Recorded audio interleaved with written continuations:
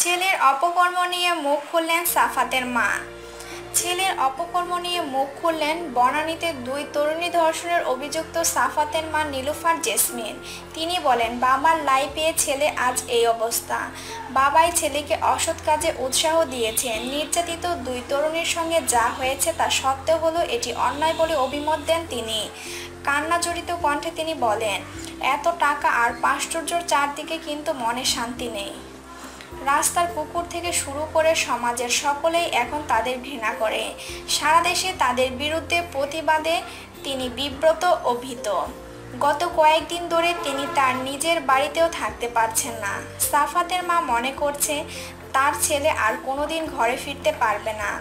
ছেলের অপকর্মের ব্যাপারে বলেন, সাফাত তার স্কুলে পড়ার সময় থেকে মেয়েদের নিয়ে পার্টিতে যেত ও বাসায় নিয়ে আসতো। আমি অনেকবার মানা করলেও তার বাবা সবসময় আমাকে বলতো এই বয়সে এমন করবেই। সাফাত যখন আমার বৌমা পিয়াসাকে বিয়ে করে ঘরে নিয়ে এসেছিলেন তখন সেটি ভাঙার জন্য সাফাতের বাবা সব রকমের চেষ্টা করেছিল। পিয়াসা থাকার সময় আমার ছেলেটা অনেক ভালো ছিল। পিয়াসাকে ডিভোর্স দেওয়ার পেছনে সব কলকাঠি নেড়েছে তার বাবা। তিনি বলেন এই ডিভোর্সের সিদ্ধান্ত তার ছিল না ও এটা তিনি পছন্দ করেননি। নাইম আশরাফ সম্পর্কে তিনি বলেন, নাইম সারাক্ষণ আমার বাসায় পড়ে থাকতো, সাফাতের কাছ থেকে টাকা নিয়ে চলতো। এই ছেলেটাকে সাফাতের বাবাই ঘরে নিয়ে আসে ছেলের সঙ্গে থাকার জন্য।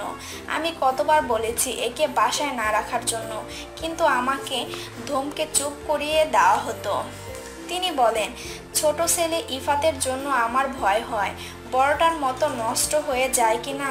অন্যায় করে থাকলেও সাফাতের শাস্তি হোক, এটাই আমি চাই। দিন জেলে থাকলে টাকার গরম কিছুটা কমবে।